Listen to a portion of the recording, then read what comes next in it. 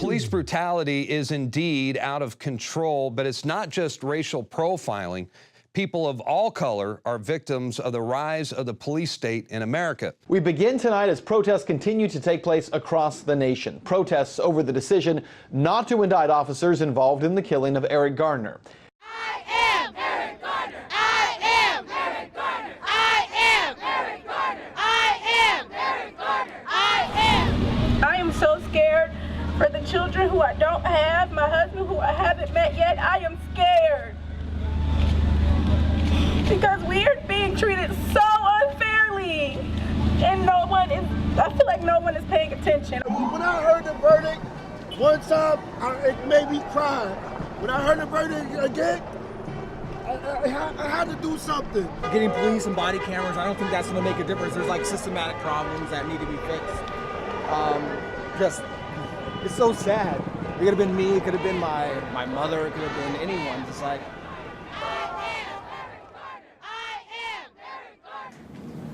what up? We out here, Harvard Square, about to go to Harvard, speak on the situation, you know what I'm saying? How we can prevent more police brutality, how we can change the corrupt government, how they interact with youth in our community. And we're gonna have a panel discussion today, me, myself, Calvin Klein, Audrey Norman, Erica Ford, Oops, who's been from Ferguson, the police governor, and the mayor. We're all gonna be on the panel. We're gonna watch the documentary, Saving St. Louis, Saving Ferguson. And we out here, man. We're about to make a positive contribution, trying to make a change for the future, for the youth. You know what I mean? Gabriel Baez, I'm on the front line, nephew of Eric Garner. I can't breathe, Black Lives Matter, justice for all. You know, guns down, life up. Serious situation going on right here in 2015. Stay tuned.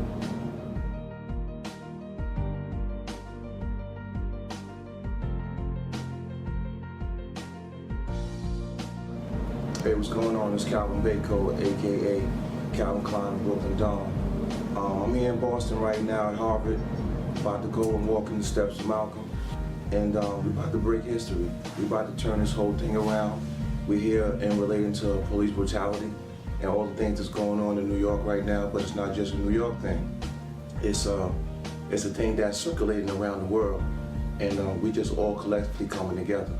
Myself, Audrey Norman, Erica Ford, and Gabe, actually the nephew of Eric Garner himself. So we're here to kind of like bring more of an awareness of all what's going on.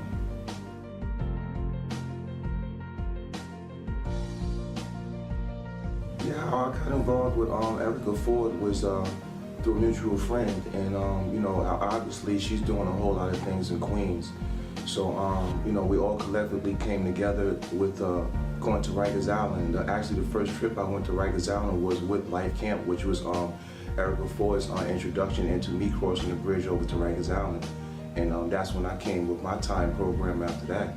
So you know, again, just like, you know, just walking side by side, you know what I mean, amongst each other, and we just, you know, just trying to bring a lot of awareness and, you know, a lot of things where we all have to come together as leaders to make a lot of things happen in the way that we are.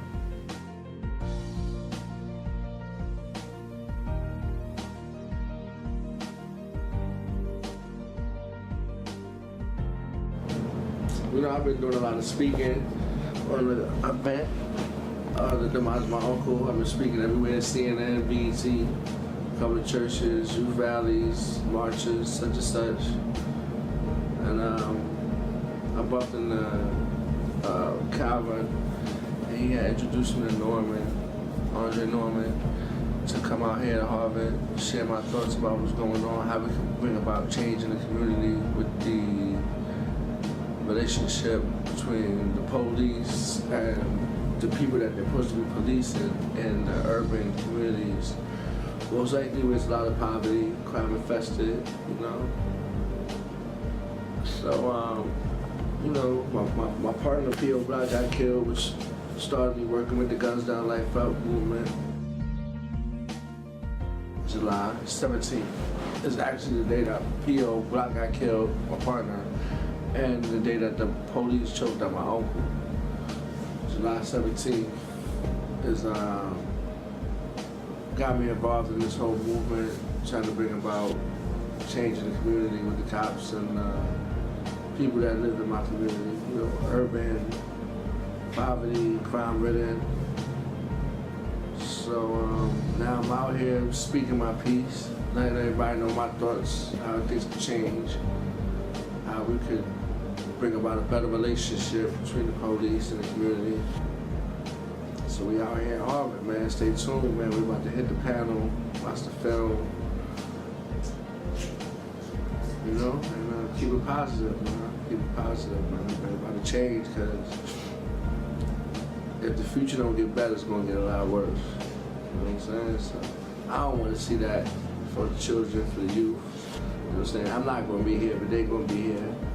And if they still gotta struggle like we struggle, then I really ain't do too much. You know what I'm saying? So I'm gonna do my part now and continue to do my part. Keep it positive, man. Positive push all day. Push for peace.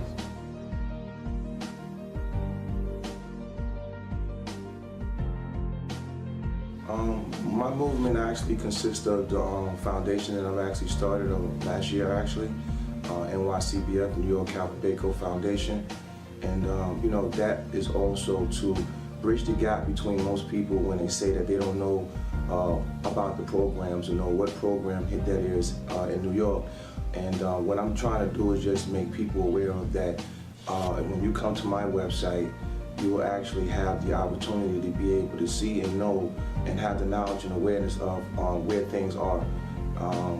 You know, obviously I still move the Guns Down Life Up, you know, Life Camp. You know, I'll pretty much walk side by side, you know, walk from Brooklyn to Queens, from Queens to Manhattan, from Manhattan to the Bronx and Staten Island, and do whatever it is that's necessary to bridge the gap between people not knowing and people who are supposed to know, because there's no excuse in not knowing no more. You know, we have to protect ourselves in the best ways possible, and we can't keep colliding and clashing with the police. You know, that's just, you know, there's a no-win situation when it comes to that. You know, and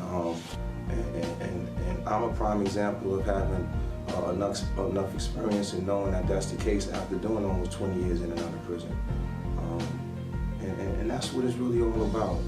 You know, just standing side by side. You know, we have to go back to the days in which, you know, Martin walked, Malcolm, you know what I'm saying, it's Malcolm's movement. Like, this it's just another circle of us having to come together and then just deal with a lot of things in terms of reform acts of the law. We have to change a lot of laws. It can't just be laws against us. It has to be laws against the police, and they have to stand trial against the things that they do as well. What brought me to this point in my life right now is living a life of mistakes. You know, most people don't realize that you always have the opportunity to change. It's just when you decide to take that opportunity to actually do so. And I've felt too many times in my life to become old enough right now to be at the point where I feel like I have to focus a lot more. I have to entertain, you know, things that's a lot more relevant to the things that serve interest to the things that I actually want to do and the things that I want to be remembered by. The most important thing is I don't want to be remembered by the things that I used to do in my past. I want to be remembered by the things that I'm doing now. And that's one of the main reasons why I wrote the book, The Memoirs of My Life Story, called Neighborhoods Under Siege. I believe that that's a book that is actually will at some point be a household book. You know, it came out, you know, a new release, #1 bestseller, and it's keep on rising, continually rising, because it's a book that's based on truth. It's a book that's based on facts, and it's a book that it would allow you to be able to look into a side of the world or a place inside of a person that maybe you've not normally been able to see. And you know, that's what it really is all about for me. Just taking part in standing by people who are doing the right things these days. If you really want the truth about what's going on in the streets, if you really want to know about the 80s, if you really want to know about that life for real, all you have to do is just go to the Book of Life, Neighborhoods Under Siege, Calvin Klein, The Broken Dawn. formerly known as. You know, I don't take pride and I don't take glory in who I used to be, but if I can do one thing to change a kid's life, that's one thing about this book is all about. You know, it's not about glorifying anything though, but it's about solutions. It's about putting towards a cause in which I do not want to take my knowledge and experience to my grave. So I took it and put it in a book, and hopefully you can get something out of it. Hopefully you won't try to attempt to be like somebody like myself. You know, again, Neighborhoods Under Siege. You know, #1 book out there on the streets, and #1 book pushing to the world. It's all for you. For you ready for the world? Yeah. Change the game? Walking the steps of Malcolm? All right, let's do it.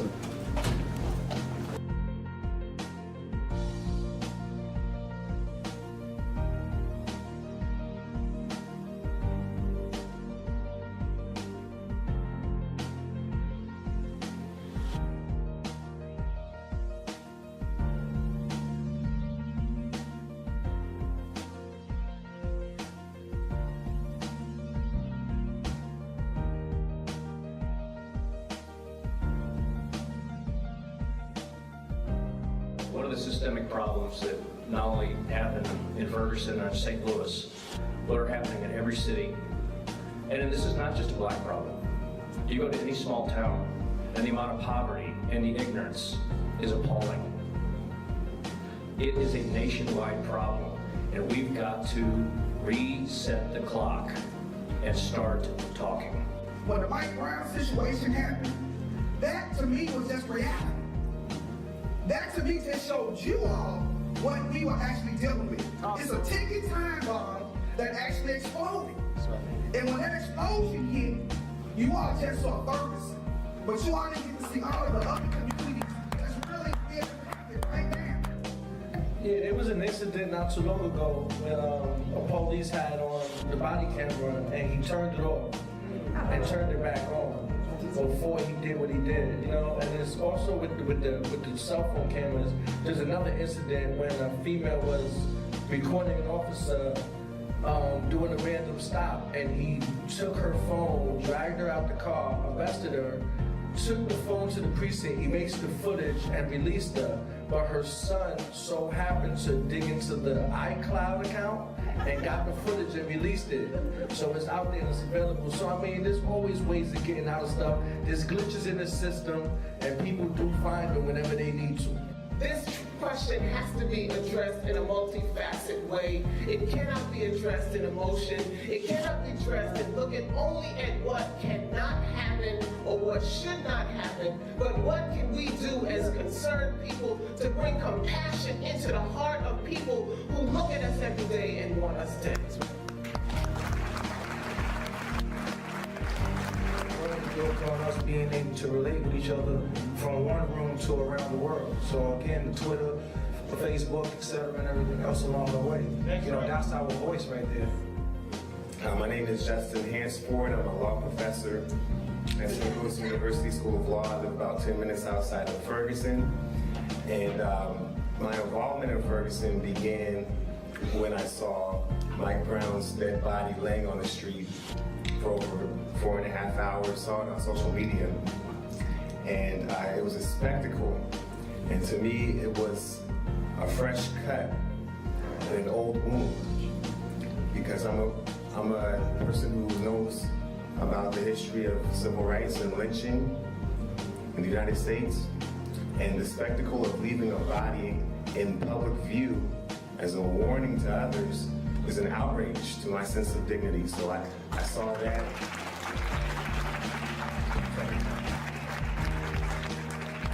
I saw that as an assault on myself, and I went out and protested. I was tear gassed.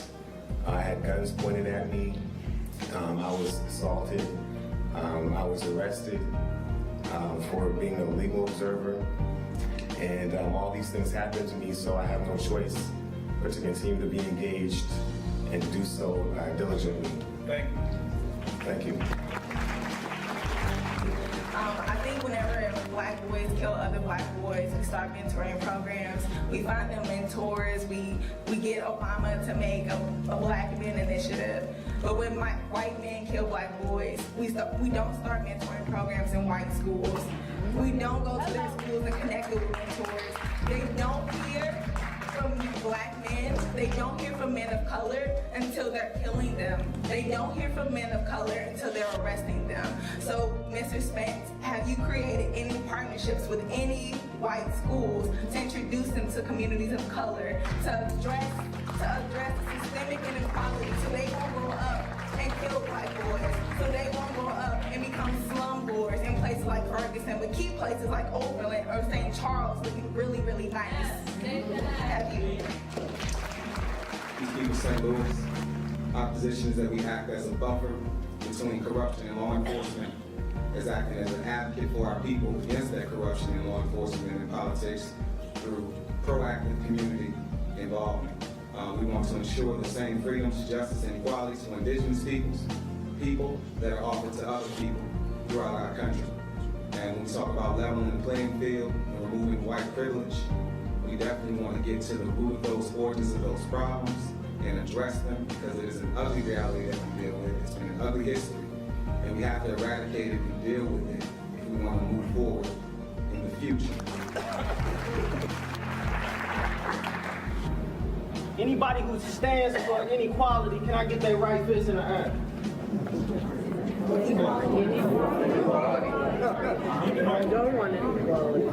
We don't want inequality, right? Okay, I got y'all attention now.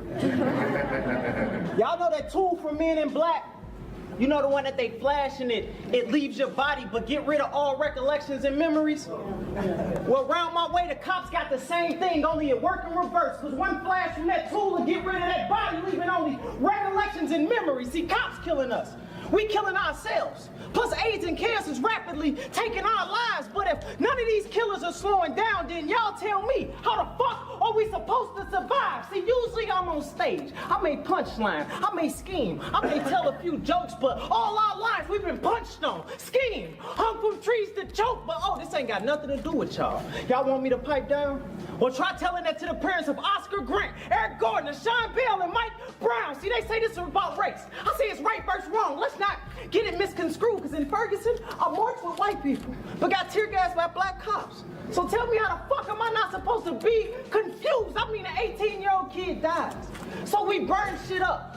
I mean, and what they do, they turn their back on us. But Martin Luther King said rioting is the language of the unheard. That was a message for all you deaf motherfuckers, like when we say fuck the government, and y'all take that as a joke. I mean, y'all did all of that fighting for the right to, but failed to teach us how to vote. I mean, and y'all fought for desegregation, and when y'all won, y'all felt glory, but then get mad at the white man for him teaching us his story. See, it's not my fault that they look at me like a criminal. But when my wife, when my kids, when my brothers look at me, they see a businessman, they see a college student, they see a college graduate. They see a strong black man, because I am Mike Brown, I am Oscar Grant, I am Eric Gardner, I am Von Derek Myers, I am Kim King, I am Kerry Ball, I am a black man in America. That's right. Thanks.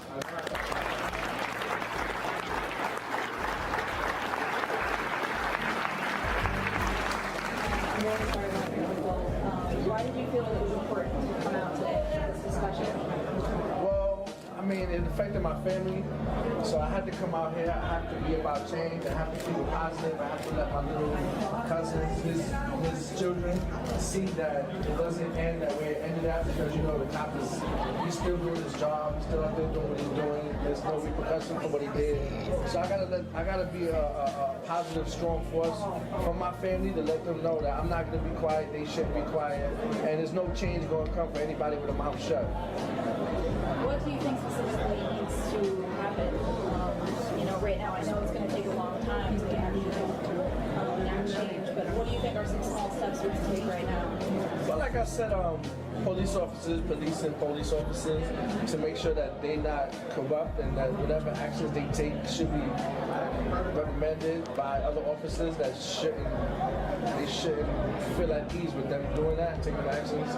Also, that our community is not so against having police in the community, policing them also. Like, we need to just build a bridge, a bond. Something has to change where that we're not at odds with each other so much. And what is your response to the protests that have been happening across the country? How do you feel those are going? Do you think it's creating more tension, or that it's helping people become more aware of the issue? Well, it's not creating more tension because all the protesters are out there for people getting killed. You know, so it can't be more tension than that.